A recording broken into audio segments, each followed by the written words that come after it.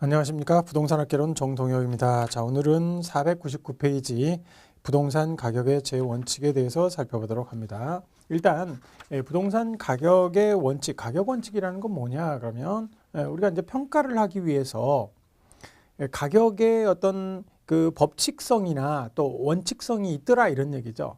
그래서 이제 그런 것들을 우리가 알면 이제 그 법칙성이나 원칙성 이런 것들을 알면은 그것을 다음 평가에 어떤 평가를 하는데 지침으로 삼을 수가 있겠죠. 그래서 이제 그런 법칙성 이런 것들을 정리를 해둔 게 바로 가격 제원칙입니다. 그래서 가격에 관해서 어떠한 법칙성이 있는데 그런 법칙성들을 정리를 해서 우리가 숙지를 함으로써 다음 평가의 지침으로 삼으려고 하는 게 바로 부동산 가격의 제원칙이고요. 이제 가격의 제원칙에서 핵심이 되는 원칙들이 있죠. 그래서 이제 크게 나누면 최유효 이용의 원칙이 있고요. 그다음에 토대가 되는 원칙이 시간의 원칙이 두 가지가 있고요. 그다음에 기타 부동산 내부 원칙이 있고 외부 원칙이 있고 기타 원칙이 있다. 이렇게 이제 나누어지는 거죠. 그래서 최유효 이용의 원칙이 499페이지 거기 1번이 최유효 이용의 원칙, 500페이지의 변동과 예측의 원칙이 시간의 원칙, 그 다음에 4번부터 4, 5, 6, 7 이게 내부 원칙, 그 다음에 8, 9, 10, 8, 9, 12, 8, 9, 12, 그 적합과 외부성, 그 다음에 경쟁의 원칙, 이런 것들이 외부 원칙이죠. 그 다음에 이제 10번과 11번, 13번 이런 것들이 기타 원칙이라고 얘기를 합니다. 제목이 무슨 기타 원칙이냐 내부 원칙이냐 이건 중요한 거 아니고요. 각각의 원칙들이 어떤 것들이냐 이게 중요한 것이죠. 사실은. 그래서 일단 최유효 이용의 원칙부터 보도록 합니다. 자, 가격 제원칙은요. 가격의 여러 가지 원칙이죠. 여기서 첫 번째 최유효 이용의 원칙이다. 그러면 최유효 이용의 원칙은요 상당히 중요한 거예요. 이거는 상당히 중요한데 문제는 여기서 그렇게 시험 문제로 낼 만한 것이 그렇게 많지는 않다라는 얘기죠. 그래서 최유효 이용의 원칙은요 간단하게 우리가 한 두세 가지 정도로 요약할 수가 있어요. 자, 최유효 이용의 원칙에서는요, 뭐를 알면 되냐면, 자, 부동산 가격은요, 이용을 잘하면 가격이 높고요, 이용 잘못하면 가격이 낮은 거예요. 그러니까, 다른 공산품이나 이런 일반 재화, 이런 재화는요, 사가지고 그것을 이용을 잘한다고 해서 그 가치가 올라가고, 이용 잘못하면 가치가 내려가고, 이러진 않아요. 그냥 그 가격이 시장 가격이 그대로 내가 샀으면 그 가격이 그 가격이지 이걸 이용을 잘하냐 못하냐 가지고 가격이 높거나 낮음을 따지는 거 아니다. 그러나 부동산은요. 이게 토지를 이용을 잘하면 토지 가격이 올라가고요. 이용 잘못하면 막 거기다가 쓰레기나 이런 거 쌓아놓고 이러면 가치가 많이 떨어집니다. 감가가 돼요. 그리고 이용을 잘하면 가치가 올라가고요. 그래서 여기서 이제 중요한 것은 이렇게 이제 정리를 하죠. 요 이제 제가 이렇게 쓰는 거예요. 일반적으로 이렇게 하는 건 아니니까. 자, 최유효 이용의 원칙의 정의는 뭐냐? 최하면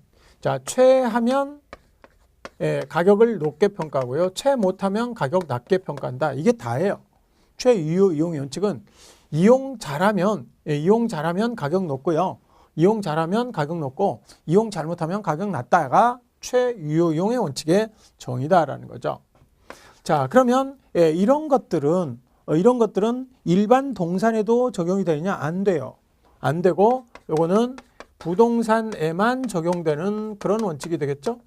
부동산에만 적용이 되고요. 그 다음에 요거는 3방식 모두에 적용이 됩니다. 3방식 모두에 적용이 되죠? 그러니까 어떤 방식으로 하든 최유효 이용 원칙에 최유효 이용하고 있으면 가격이 높게 평가되고요. 그렇지 않으면 가격이 낮게 평가된다라는 것이죠. 이게 최유효 이용 원칙의 다예요. 요것만 딱 정리하시면 됩니다. 최유효 이용 원칙은요. 그래서 우리 교재에도 아주 짧게 나와 있는데요. 그래서 부동산의 가격은 최유효 이용을 전제로 파악되는 가격을 표준으로 해서 형성된다는 가격 원칙이다. 이렇게 돼 있는데요. 어쨌든 그 말이 그 말이에요. 자, 그 다음에 두 번째 변동과 예측의 원칙은요. 요거는 시간의 원칙이라고 얘기를 합니다. 시간의 원칙 또는 토대가 되는 원칙이라고도 얘기를 해요. 그래서 이런 시간의 원칙은요. 부동산 특성 중에서 영속성과 관련이 있습니다. 영속성. 그래서 여기는 변동의 원칙이 있고요. 변동의 원칙 그리고 예측의 원칙이 이렇게 두 번째가 예측의 원칙이죠. 그래서 이렇게 두 가지가 있는데요. 자, 이런 데서 여러분들이 꼭 알아야 될 것들이 몇 가지가 있어요. 그러니까 각 원칙마다 꼭 알아야 될 거 그런 것들을 이 정리를 잘 해야 될 필요가 있죠. 자, 일단 변동의 원칙은요. 가격이라는 것은 끊임없이 변화 과정에 있어요. 계속해서 어제 가격 다르고 내일 가격 다르고 그제 가격 다르고 이렇게 각각 틀리는 거예요. 그러니까 요거는 변동의 원칙은요. 항상 부동산 가격을 평가할 때는 기준 시점을 정해서 평가해야 된다라는 게 가장 중요해요. 그러니까 기준 시점. 기준 시점이라는 단어가 나오면 무조건 변동의 원칙과 관련이 있다라는 것이죠. 그리고 이제 비교 방식에서 우리가 시점 수정이라는 말이 있어요. 시점 수정이라는 말은 뭔 소리냐면 요건 이제 사례를 골랐는데 그 사례가 거래된 시점하고 또 기준 시점이 다르잖아요. 그러면 거래 시점의 가격 수준을 기준 시점의 가격 수준으로 바꿔주는 것을 시점 수정이라고 얘기를 합니다. 그래서 시점 수정도 이게 시간에 관해서 과거로부터 계속 변화 과정이 있으니까 이게 거래 시점의 가격 수준을 기준 시점의 가격 수준으로 바꿔줘야 되죠. 그래서 이제 그것을 시점 수정이라고 해요. 그러니까 기준 시점이란 말이 나오거나 아니면 시점 수정이라는 단어가 나오거나 그러면 무조건 변동의 원칙이에요. 그러니까 변동의 원칙이 나오면 이렇게 단어 몇 가지를 딱 정리를 하고요. 그거 외에는 뭐 이해하실 필요가 없어요. 그래서 이런 기준 시점이나 시점 수정이 나오면 이거는 가격이 계속 변화 과정이 있으니까 시점을 정해놔야 한다라는 것이죠. 자, 세 번째. 과거로부터 계속해서 변화 과정에 있다라는 얘기는요. 지금 이게 그 시간이 지나게 되면 건물 같은 경우는 특히 가치가 감가가 됩니다. 그러니까 1년 된 거하고 2년 된 거 건물이 오래될수록 가격이 점점 떨어지겠죠. 그건 이제 바로 요거는 물리적 감가. 오래되면 물리적 감가를 하게 되겠죠. 가격을 낮춰주게 되는 거예요. 그래서 오래될수록 노후화되거나 파손되거나 마모되거나 이런 것들이 이제 물리적 감가거든요. 그래서 변동의 원칙은 이렇게 세 가지를 꼭 기억을 했어요. 변동의 원칙 딱 나오면 이렇게 세 단어 무조건 암기를 해 두시고요. 자, 예측의 원칙이다 그러면 예측은 미래를 예측하는 거예요. 이것도 역시 시간에 관한 원칙이죠. 그래서 미래를 예측할 수 있다. 그러니까 이게 이제 우리가 부동산 가격이라는 것은 부동산 가격은 수익 가격, 특히 수익 가격 또는 가치 이런 개념이 가치의 개념이 장래 수익을 현재 가치로 장래 편익을 현재 가치로 환원한 값이라고 했잖아요. 그러면 장래 수익 이런 얘기는 장래라는 것은 미래를 예측하는 거잖아요. 그래서 그게 바로 미래를 예측하는 거죠. 그래서 요놈은 수익 가격의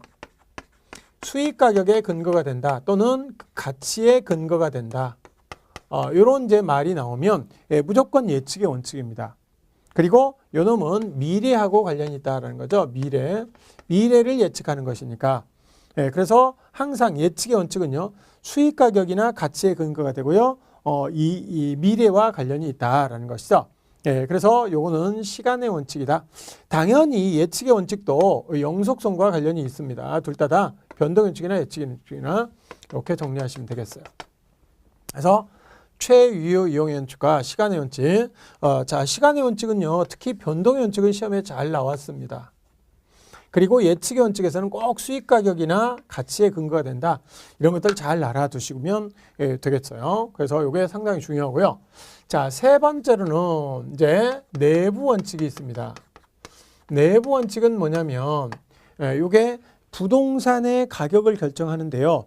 부동산 내부에 어떤 그런 이 법칙들이 있다라는 거죠. 그러니까 부동산 내부를 관장하는 법칙이에요. 그러니까 부동산이라는 것은 이렇게 건물이 이렇게 있고요. 토지가 이렇게 있으면 자, 건물과 토지를 이렇게 관장하는 건물과 토지의 요게 내부예요. 그러니까 이 내부의 구성 요소들이 어떻게 잘 어울리느냐 또는 잘 구성이 되어 있느냐 그것에 따라서 가격이 결정되겠죠. 그러나 이 외부도 상당히 그에 못지않게 중요한 거죠. 주변에 뭐가 있느냐 이런 거. 이게 이제 외부 원칙이고요. 이게 내부 원칙이에요. 자, 그러면 내부 원칙, 부동산의 내부에는 뭐가 있느냐? 네 가지 원칙이 있습니다. 자, 첫 번째로는 기여의 원칙이 있어요. 기여의 원칙. 자, 기여의 원칙이라는 것은 뭐냐면 요거는 우리 교재로 보면 5번에 나와 있죠. 그래서 첫 번째 기여의 원칙이 나오면요. 기여의 원칙은 부동산의 가격은 각 구성 부분들의 구성 요소들의 기여도의 합이다. 요게 이제 첫 번째 우리가 알아둬야 될 거예요.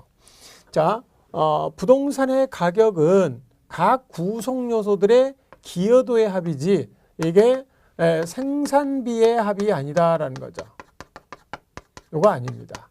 그러니까 기여도의 합 또는 공헌도의 합이지 이 생산비 합이 아니다. 무슨 얘기냐면 1층 뭐 예를 들어 3층짜리다. 1층 만드는데 1억 들어가고요. 2층 만드는데 1억 들어가고요. 3층 만드는데 1억 들어갔다. 토지값이 뭐 1억이다. 그럼 이제 전체가 생산비가 뭐 토지값 1억에다가 1, 2, 3억 그러면 4억이다. 그러면 이게 생산비가 4억 들었으니까 이 4억이냐? 아니다 이런 얘기죠. 그게 아니라 이 기여된 효용, 즉 소비자들이 그 효용을 느끼는 그 효용이 진정한 가치다라는 거죠. 그래서 이게 시장에서 예를 들어서 건물값이 3억 들고요, 토지값이 1억 들어서 4억이 들어서 생산을 했는데 이것이 만약에 5억이나 6억에 팔린다. 그럼 당연히 기여된 효용은 6억이다 이렇게 얘기를 해야 되겠죠. 그래서 기여도의 합이 이 부동산의 가격이지 생산비의 합이 부동산의 가격은 아니다라는 것이죠. 그래서 부동산의 가격은 기여의 원칙에 따르면 기여된 효용이 진정한 가치다. 그 효용의 합이 그러니까 1층의 기여도, 2층의 기여도, 3층의 기여도 이런 것들을 전부 다 합치면 그게 부동산의 가격이다라는 뜻이에요. 그래서 각 구성 요소들의 기여도의 합이다. 생산비 합이 아니다라는 거 알아두시고요. 자, 두 번째. 그러면 기여도가 있다라는 얘기는요. 기여도라는 얘기는 뭔 소리냐? 그러면 한 개 수입과 한 개 비용을 따져봤을 때 한 개 비용을 따져봤을 때 한 개 수입이 한 개 비용보다 크면 기여도가 있다라고 얘기를 합니다. 이건 또 무슨 소리냐? 자, 1층에 기여도가 있느냐 없느냐 이걸 판단할 때는 자, 1층을 짓는데 1억이 들어간다.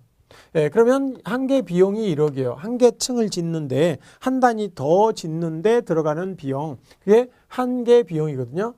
그러면 1층을 짓는데 들어가는 비용이 1억이다. 그러면요, 이때 1층을 지어가지고 분양을 하게 되면 들어오겠죠? 그러니까 한 단위 더 추가 투입했을 때 들어오는 수입, 그게 한 개 수입이거든요. 그럼 한 개 수입이 예를 들어서 3억이다. 그럼 당연히 한 개 수입이 한 개 비용보다 크잖아요. 그러니까 1층이라는 그런 한 개 층을 지어서 분양을 하게 되면 수입이 3억이 들어오고요. 그 짓는데 들어가는 게 1억이 들어간다. 그럼 당연히 이건 기여도가 있으니까 기여도가 있다라고 얘기를 하는 거죠. 그러면 이렇게 기여도가 있으면 이 1층을 지어야 되겠죠. 그러니까 추가 투자를 한다는 얘기예요. 그래서 추가 투자를 결정하는 추가 투자 여부를 판단할 수 있는 기준이 되는 것이 바로 기여의 원칙이다. 그래서 요렇게 세 가지 것이 상당히 중요합니다. 그래서 기여의 원칙에서는 첫 번째 각 구성 요소들의 기여도를 전부 다 합치게 되면 1층의 기여도, 2층의 기여도, 3층의 기여도 이런 거 전부 다 합치게 되면 그게 부동산 전체 가격이 되고 그 다음에 두 번째 기여도가 있다는 소리는 한 개 수입하고 한 개 비용을 비교 봤을 때 한 개 수입이 한 개 비용보다 클 때 기여도가 있다라는 것이죠. 그리고 이렇게 기여도가 있으면 추가 투자를 할 수 있고요. 기여도가 없다 그러면 비용이 수입보다 더 클 때 한 개 비용이 한 개 수입보다 더 크다. 1억 들어서 생산했는데 뭐 한 8천만 원밖에 수입이 안 나온다. 그러면 그때는 이제 그만 지어야 되겠죠. 그래서 기여도가 있으면 추가 투자를 하고요. 기여도가 없으면 추가 투자를 안 하는 것이죠. 그래서 기여의 원칙은 이렇게 세 가지를 정리하시면 되겠고요. 이것이 여러 가지 예를 들어서 어떤 건물에 엘리베이터를 설치했다. 그러면 그때 엘리베이터 건설할 때 1억 원을 들여서 건축을 했다. 그러면 건물 가격에다가 플러스 생산비, 엘리베이터의 생산비가 1억 들었으니까 건물 가격이 50억에서 그러면 51억이 될 것이냐? 아니죠. 그거보다 더 엘리베이터가 설치됨으로써 기여한 바가 더 크다. 뭐 예를 들어서 55억이 됐다. 그러면 그 엘리베이터는 생산비가 1억이 들었지만 5억의 기여도가 있는 것이죠. 그래서 55억 이렇게 이제 평가를 하는 것이죠. 이런 식으로 생산비의 합이 아니라 기여도의 합이다라는 거 꼭 기억을 해주고요. 자, 두 번째 균형의 원칙이 있습니다. 균형의 원칙. 자, 균형의 원칙은요, 내부 원칙 중에서 가장 중요한 원칙이 바로 균형의 원칙이에요. 물론 이제 기여의 원칙과도 상당히 관련이 있죠. 자, 균형의 원칙은 뭐냐면 이것은 부동산 가격이 가장 높게 최고도로 발휘가 되려면 내부 구성 요소들이 잘 어울려야 된다.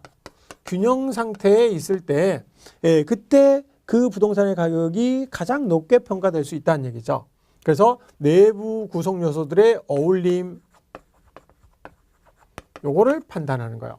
그리고 이것은 내부 구성 요소들의 어울림은 과잉 또는 과소 설비 판단의 기준이 될 수 있어요. 그러니까 내부 구성 요소가 잘 적절하게 균형 있게 이렇게 잘 설치가 됐느냐, 이런 것들이 너무 많이 설치돼도 너무 적게 설치돼도 균형의 원칙에 어긋나기 때문에 가치가 좀 낮게 평가되는 것이죠. 즉 어떤 건물이 있는데요, 엘리베이터가 한 2대만 있으면 적절해요. 근데 엘리베이터를 4대를 설치했대요. 그러면 엘리베이터 많으니까 건물 가격이 높겠네, 이게 아니에요. 편리하니까 높겠네, 이런 게 아니라 엘리베이터가 너무 많으면 물론 입주민들은 편해서 좋죠. 그러나 뭐가 많이 들어갑니까? 관리비가 엄청 들어가는 거예요. 그러니까 관리비를 생각한다면 그때는 너무 과잉 설비가 돼가지고 또 엘리베이터 4대 설치하려면 우리가 이제 분양할 수 있는 면적이 줄어들잖아요. 그래서 이런 것들이 과잉 설비가 되면 오히려 기능적으로 감가를 하게 됩니다. 가격을 낮춰서 평가한다라는 거죠. 또 거꾸로 과소 설비다. 예를 들어 주차 설비가 없어. 주차장이 부족해. 아주 그냥 입주민들은 바글바글한데 주차장이 아주 협소해가지고 주차하려면 막 주변 막 건물로 막 가야 되고 이러면 굉장히 건물값이 떨어지겠죠. 기능적 감가를 되는 것이죠. 그래서 이렇게 균형의 원칙에 어긋나게 되면 자, 기능적 감가를 하게 됩니다. 이때 이제 기능적 감가는요, 예를 들어서 주차 설비가 부족하다. 또는 건물과 부지가, 건물은 큰데요. 그러니까 부지는 큰데 건물은 코딱지만 해. 부적응하는 거죠. 이런 것들도 기능적 감가예요. 그러니까 기능을 제대로 못하는 거죠. 그 다음에 이제 세 번째로는 층고가 너무 낮아. 층고가 너무 낮다. 그 다음에 층고가 낮아도 그 기능을 제대로 못하겠죠. 그 다음에 이제 형식이 너무 구식이야. 형식 구식화. 그 다음에 평면 설계가 잘못됐어. 평면 설계 불량. 이런 것들이 이제 기능적 감가의 요인들입니다. 그러니까 균형의 원칙에 어긋나면요, 기능적 감가를 하게 되는 거예요. 그러니까 건물 자체가 건물의 내부에서 이 토지와 부지와 건물이, 부지는 넓은데 여기에 요만큼만 이용하고 있다. 그러면 그것도 문제가 되겠죠. 이것도 이제 부동산 내부가 기능을 제대로 못하는 것이고요. 그다음에 주차 설비가 부족하다. 그럼 당연히 설비 부족이니까 기능적 감가고요. 그다음에 층고가 너무 낮아. 그러면 답답하고 이러니까 기능이 좀 떨어지고요. 그다음에 형식이 너무 디자인이나 이런 것들이 너무 구식이야. 예, 그래도 그렇고요. 그다음에 평면 설계가 아주 복잡해요. 한번 들어가면 막 미로처럼 왔다 갔다 해. 이런 것들도 문제가 되겠죠. 예, 그래서 이런 것들은 이제 모두 그게 이제 501페이지 균형의 원칙에서 그게 동그라미 1번에 나와 있죠. 내부 기능상 효용의 어떤 저하 이런 것들로 인해서 그러니까 설계 불량이나 형식 구식화 이런 것들은 모두 과잉 설비나 과수 설비 이런 거 판단의 기준이 되는데요. 이런 것들은 기능적 감가. 그러니까 건물이 제 기능을 잘 못해서 낮게 가치를 평가하는 것이죠. 기능적 감가가 되겠어요. 자, 이런 것들은요. 뭐하고 또 관련이 있냐면 건물 내부를 보는 것이니까 건물 자체를 보는 것이죠. 그러니까 지역을 보는 게 아니라 이제 건물 내부를 보는 것이니까 이거는 개별 분석이라고 얘기를 합니다. 개별 분석. 그래서 개별 분석과 관련이 있다라는 것이죠. 그래서 이제 건물과 부지, 즉 부동산 내부를 판단을 함으로써 이게 가치가 높은지 낮은지 이런 것들을 판단하는 거죠. 개별 분석과 관련이 있다. 그래서 균형의 원칙은요. 시험에 얘가 거의 뭐 1순위로 아주 잘 나옵니다. 그러니까 가격 원칙 나오면 거의 균형 원칙과 변동 원칙 이런 것들이 중요하죠.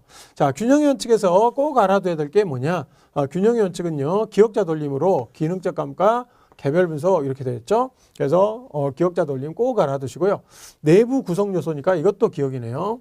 그래서 어쨌든 내부 구성 요소들의 어울림 상태를 보는 게 균형의 원칙이고요.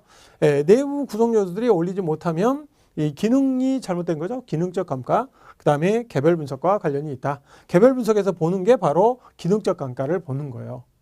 그래서 내부 구성 요소들이 즉 개별 분석 그 해당 부동산의 내부가 즉 건물과 부지가 이게 잘 어울리는지 그런 걸 보는 것이에요. 자, 다음은 이제 세 번째 수익 체증 체감의 원칙입니다. 수익 체증 체감의 원칙. 자, 요거는 수익이 체증하는 구간이 있고 체감하는 구간이 있다. 이런 소리예요. 그러면 우리 교재로는 이 500페이지 4번이 그거죠. 그래서 수익 체증 체감의 원칙은요. 이게 그 추가 투자를 할 때마다 수익이 체증하는 구간이 있고 체감하는 구간이 있다. 그러면 체증하는 구간에서는 추가 투자를 하고요. 추가 투자를 하고 그 다음에 체감하는 수익이 체감하는 구간, 그러니까 추가 투자를 했을 때 수익이 체감하는 구간에서 추가 투자를 멈춰야 됩니다. 그래서 이제 체증하는 구간과 체감하는 구간, 이건 이제 추가 투자 판단의 즉 추가 투자 판단의 기준이 되는 원칙이에요. 그러니까 기여의 원칙과 이 수익 체증 체감의 원칙은 이것은 둘 다 추가 투자 판단의 기준이 되고요. 요거는 이제 그 건물을 몇 층까지 지을 것이냐. 그래서 한 개층 추가할 때마다 그때 이제 어떻게 수익이 변화되느냐 이걸 보는 것이고요. 따라서 입체적 이용과 관련이 있는 것이죠. 입체적 이용과 관련이 있다. 이렇게 딱 두 가지만 하시면 돼요.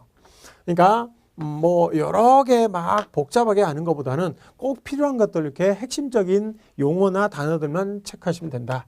자, 네 번째 수익 배분의 원칙이 있습니다. 자, 수익 배분의 원칙은 요거는 이제 다른 거 없어요. 그냥 뭐 부동산 잔여나 토지 잔여, 잔여법과 관련이 있다. 그래서 요거는 잉여 생산성의 원칙이라고 얘기를 합니다.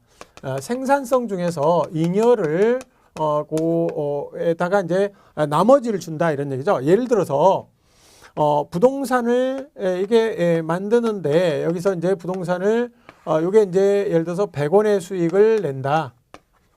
그러면 이때 이 부동산에 뭐 토지, 노동, 자본, 경영 뭐 이런 등등이 들어가 있겠죠. 자, 이런 것들이 투입이 됐습니다. 그러면 100원의 수익을 낼 때 이 100원을 얘네들한테 배분을 해줘야 되는데요. 어떤 순으로 배분을 하느냐? 그러면 일단은 이 노동이나 자본이나 경영이나 이런 것들은 다른 현장에도 A 현장뿐만 아니라 B 현장에도 이렇게 할 수 있고요. C 현장에도 동시에 여기도 가고 여기도 가고 여기도 가고 할 수 있어요. 노동이나 자본이나 경영은 이렇게 가기 때문에 이렇게 자주 움직이는 놈들은요. 먼저 배분이 끝나야 돼요. 이런 것들은 그러니까 노동이나 자본이나 경영에 대한 배분은 빨리 해줘야 다른 데하고 섞이지 않겠죠. 그런데요. 토지는요.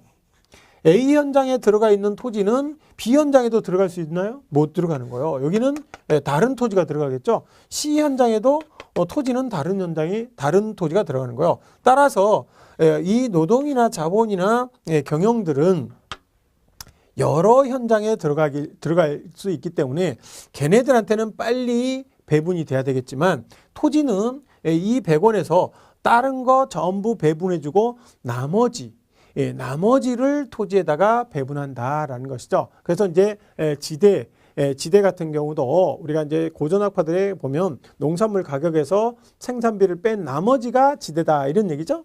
그러니까 이게 생산 요소에 투입되는 비용들, 이런 노동이나 자본이나 경영들 이런 것들에 대한 것을 주고 그 나머지 토지에 대한 대가 이런 것들은 나중에 준다. 그래서 토지자녀법. 그러니까 나머지를 자녀를 토지한테 배분한다. 그게 수익 배분의 원칙에서 자녀법. 그러니까 자녀라는 말이 나오면 무조건 수익 배분의 원칙이에요. 잉여 생산성, 잉여도 이제 나머지죠.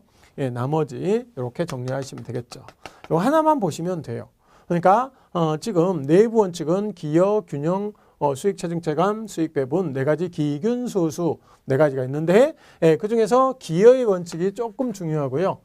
나머지 균형의 원칙이 제일 중요하고요. 그다음에 이제 수익 체증 체감이나 이런 것들은 추가 투자, 여기는 자녀 이런 얘기만 하나씩만 기억을 해 두시면 되겠어요. 그래서 그 정도 보시고요. 자, 그다음에 우리가 이제 적합의 원칙과 외부성의 원칙, 뭐 이게 바로 외부 원칙입니다. 외부 원칙. 자, 외부 원칙은 뭐냐? 그랬더니 첫 번째 외부성의 원칙이 있고요. 외부성의 원칙이 있고 그다음에 두 번째 적합의 원칙이 있고요. 경쟁의 원칙 세 번째 이렇게 있죠. 이렇게 이제 경쟁의 원칙이 있는데 이렇게 세 가지를 외부 원칙이라고 얘기를 합니다. 그러면 외부 원칙은 뭐냐? 자, 부동산이 있을 때 부동산 내부는 토지와 건물이에요. 근데 그 토지와 건물 바깥쪽에서 내 부동산에 영향을 미치는 요소들이 있다 이런 얘기죠. 예를 들어서 내 부동산이 있는데 이렇게 내 부동산이 이렇게 있어요. 내 부동산이 있는데 요 주변을 둘러싸고 있는 환경들이 나한테 영향을 줄 수 있어요. 내 가격에. 어떻게 영향을 줍니까? 쓰레기장 생겼어요? 그럼 어떻게 됩니까? 내 가격 떨어지죠? 또 뭐 소각장 생겼다. 이것도 떨어지죠? 화장장 뭐 이런 게 생겼다. 그러면 떨어지는 거예요. 이게 바로 외부성의 원칙이에요. 그러니까 이거는 외부성의 원칙은요. 주변 환경이 당해 부동산의 가격에 미치는 영향이에요. 그러니까 주변 환경에 당해 부동산에 미치는 영향이니까 이것은 상당히 수동적인 그런 현상이다라는 것이고요. 그리고 이런 것들이 바로 외부 감가가 되겠죠. 외부 감가는 이건 경제적 감가라고 얘기를 합니다. 경제적 감가, 즉 외부 효과와 관련이 있다라는 거죠. 그래서 이제 외부성의 원칙은요, 이게 세 가지예요. 그러니까 주변 환경이 당해 부동산에 미치는 영향이니까 이건 외부 효과죠. 외부 효과와 관련이 있다라는 것이고요. 그것은 경제적 외부 효과는 당연히 경제적 감가입니다. 적이 빠졌네요. 경제적 감가와 관련이 있다. 그러니까 외부 감가 또는 경제적 감가 이런 거와 관련이 있는 것이요. 그래서 외부성의 원칙이고요. 자, 적합의 원칙은요. 적합의 원칙은 내 부동산이 주변 환경과 잘 어울리는지 그걸 보는 거예요. 그래서 내 부동산의 이용이 주변 환경과 어울리는 이용인지 이걸 판단해서 주변 환경과 잘 어울리는 그런 이용이다. 그러면 가격을 높게 평가하고요. 그렇지 못하면 가격을 낮게 평가하는 거죠. 그래서 적합의 원칙은요. 주변 환경과의 어울림 또는 균형 상태를 판단을 하는 거죠. 그래서 주변 토지 이용과 내 토지 이용이 잘 어울린다. 그러면 당연히 가격을 높게 평가하고요. 그렇지 못하고 주변이 전부 주변이 상업지로 쓰고 있는데 나 혼자만 주거지로 쓰고 있다. 그러면 상업지 지역에서 나 혼자만 주거지로 써?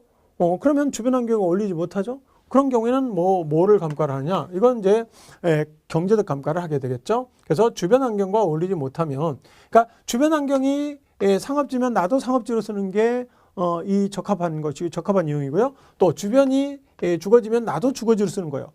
근데 주변이 주거지인데 나는 거기다가 농지로 쓴달지 뭐 이러면 어울리지 못하는 이용이죠. 그럼 이제 무슨 감가를 하느냐? 경제적 감가를 하게 됩니다. 경제적 감가. 이것은 이제 내가 주변과 어울리느냐 못 어울리느냐 이것이니까 상당히 능동적이죠. 이건 수동적인데요. 요거는 능동적인 가격 원칙이다. 이렇게 이제 정리를 하시고요. 자, 네 번째로는 경제적 감가는요. 이거는 주변 환경을 먼저 내가 속해 있는 지역을 인근 지역을 이웃 지역을 먼저 이용을 판단을 해봐야 되겠죠. 그러니까 이거는 지역 분석입니다. 지역 분석을 통해서 주변 환경의 주변 토지 이용을 알 수 있는 거죠. 그래서 지역 분석을 통해서 표준적인 이용을 알게 되면 그게 이제 내 이용이 주변 표준적 이용과 어울리느냐 못 어울리느냐 이런 것들을 알 수 있다는 얘기죠. 자, 그리고 요거는 지역 분석, 요거는 이제 적합 원칙은 내가 주변과 어울리는 이용일 때 가격이 높다 이랬으니까 요거는 부동산에만 독특하게 적용이 되는 독특하게 적용이 되는 원칙이다. 요렇게 정리를 하시면 되겠어요. 그래서 요 정도 보시면 되겠고요. 얘네들은 이렇게 정리하시면 됩니다. 적합 원칙은요. 경제적 감가죠. 지읒자 돌림, 지역 분석 지읒자 돌림이죠. 적합 원칙 지읒자 돌림. 그래서 요거는 지지지. 여기 균형 원칙은 이렇게 정리를 하시면 되겠어요. 어쨌든 적합 원칙은 상당히 중요하고요. 적합 원칙도 시험에 얘가 어떻게 보면 부동산 가격 원칙이다. 그러면 적합의 원칙이 거의 0순위입니다. 0순위. 그 다음에 균형 원칙이 1순위. 그 다음에 세 번째가 변동 원칙이 2순위. 뭐 이런 정도 보시면 되겠죠. 자, 그 다음에 경쟁 원칙이다. 경쟁 원칙은요. 요거는 반드시 초과이윤이라는 단어가 나와요. 자, 무슨 얘기냐면 어떤 이유로 인해서 수요가 증가됐다. 자, 수요가 증가되면 수요 공급이 이렇게 있다가요. 가격이 이렇게 100원 했었는데 수요가 증가되면 수요 곡선이 오른쪽으로 이동하게 되겠죠. 그러면 가격이 이렇게 150원 이렇게 올라가게 됩니다. 그러면 이때 50원만큼의 초과이윤이 생긴 거예요. 그럼 이제 이런 초과이윤이 생기게 되면 그때 이제 초과이윤은 경쟁을 야기시킵니다. 경쟁이라는 얘기는 공급자 경쟁이죠. 그래서 이제 경쟁이 오면서 이렇게 이 공급이 늘어나는 거죠. 어떻게 늘어나든 어쨌든 가격이 점점 내려오게 되는 거예요. 그래서 이제 초과이윤이 발생을 하거나 또는 소멸하는 과정을 통해서 가격이 결정된다라는 얘기예요. 그래서 이 초과이윤이라는 단어 하나만 보시면 되겠고요. 경쟁 원칙. 그 다음에 여기서 수요 경쟁은 가격을 높여가지고 초과이윤을 발생시키고요. 초과이윤이 발생되면 공급자가 경쟁을 하죠. 공급 경쟁은 초과이윤을 소멸시키면서 가격이 다시 안정이 되는 거죠. 이렇게 이제 정리하시면 되겠어요. 어쨌든 경쟁 원칙은 초과이윤과 관련이 있다라는 것이죠. 그래서 수요자 경쟁은 초과이윤을 발생시키고 공급자 경쟁은 초과이윤을 소멸시키면서 이 가격이 오르내린다 이렇게 정리하시면 되겠죠. 자, 다섯 번째는 기타 원칙이죠. 기타 원칙은요. 대체의 원칙이 있어요. 대체의 원칙은요. 서로 우리 대체제 관계 보셨죠? 그러면 대체제 관계에 있으면 대체제들은 가격도 유사해진다 이런 원칙이에요.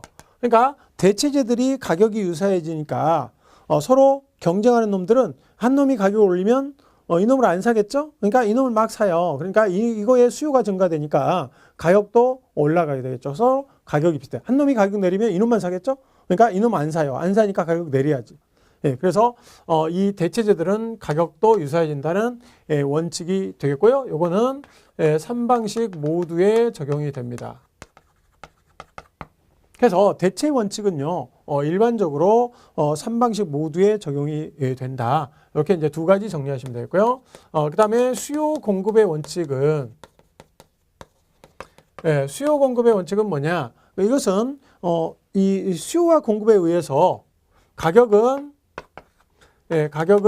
수요와 공급에 의해서, 가격은 이제 수요와 공급에 영향을 미치고요. 수요와 공급이 변화되면 또 가격에 영향을 미치는 거죠. 그래서 이것을 뭐라냐? 가격의 이중성이라고 그러고요. 가격의 이중성은 요거는 가격 조절 기능을 의미를 하는 겁니다. 뭐 이 정도 하나 보시면 되고요. 자, 3번 기회 비용의 원칙이 있죠.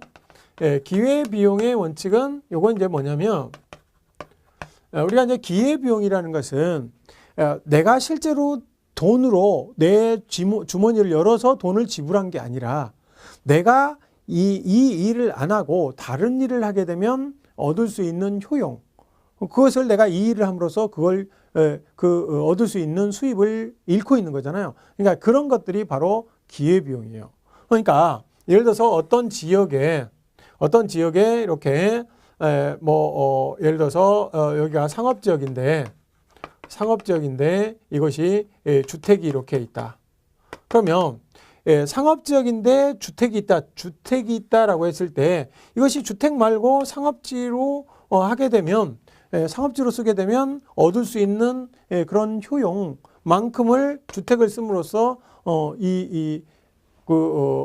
주택을 지어가지고 있는 동안에 상업지로 이용을 못 하잖아요. 그러니까 여기서 얻을 수 있는 효용만큼을 비용으로 지불하고 있는 거와 마찬가지다 이런 얘기죠. 그러니까 이제 이런 경우는 상업지로 평가를 해줘야 된다. 이 주택지로 주거지라면 이게 여기서 주거지면 100원인데 상업지면 200원이다. 그러면 이것이 현재 주거지로 이용되고 있더라도 100원으로 평가하면 안 되고요.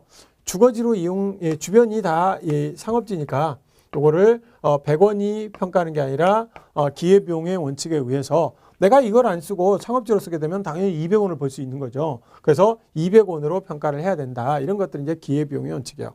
그러니까 여러분들이 예를 들어서 기회비용의 원칙이다라고 하면 도심 지역에서 이 공업지 도심 지역에서 공업지로 쓰고 있다. 또 외곽에서 공업지로 쓰고 있다. 그럼 같은 공업지니까 동일하게 평가해야 되냐? 그건 아니죠. 도심 지역에서는 달리 쓰게 되면 그건 이제 상업지나 이런 걸로 쓰게 되면 훨씬 가격이 높으니까 도심 지역의 공업지는 높게 평가하고 외곽에서는 다른 걸로 써봐야 농지나 이런 거밖에 못 쓰겠죠. 그러니까 외곽의 공업지는 낮게 평가하고 그러니까 기회비용으로 판단을 해봐야 된다라는 것이죠. 그래서 외곽 지역보다는 도심 지역의 공업지가 똑같은 공장 용지라 할지라도 공업 용지라 할지라도 더 높은 시장 가격으로 거래되는 현상 이런 것들이 이제 그걸로 안 쓰면 다른 걸로 쓰면 얻을 수 있는 효용을 그걸 반영을 시켜야 된다라는 거죠. 그래서 기회비용의 원칙이라고 얘기를 합니다. 그 정도 보시면 되겠고요. 우리가 이제 보통 가격제 원칙에서는 나올 수 있는 것이 이 가격제 원칙 그러면 시간의 원칙 중에서는 변동의 원칙. 물론 예측의 원칙도 수익 가격이나 가치에 근거가 되니까 그것도 상당히 주의 있게 보셔야 되겠고요. 그다음에 내부 원칙에서는 기균 수수 중에서 균형의 원칙. 그리고 이제 기회 원칙. 그다음에 외부 원칙에서는 외적 경쟁이죠. 그래서 적합의 원칙이 상당히 중요하고요. 그다음에 이 기타 원칙에서는 대체 원칙 정도 또는 기회 비용의 원칙 정도 보시면 되겠죠. 그래서 이번 시간에는 가격 제 원칙에 대해서 살펴봤고요. 다음 시간에는 지역 분석과 개별 분석에 대해서 살펴보도록 하겠습니다. 자, 오늘 수고 많이 하셨습니다. 감사합니다.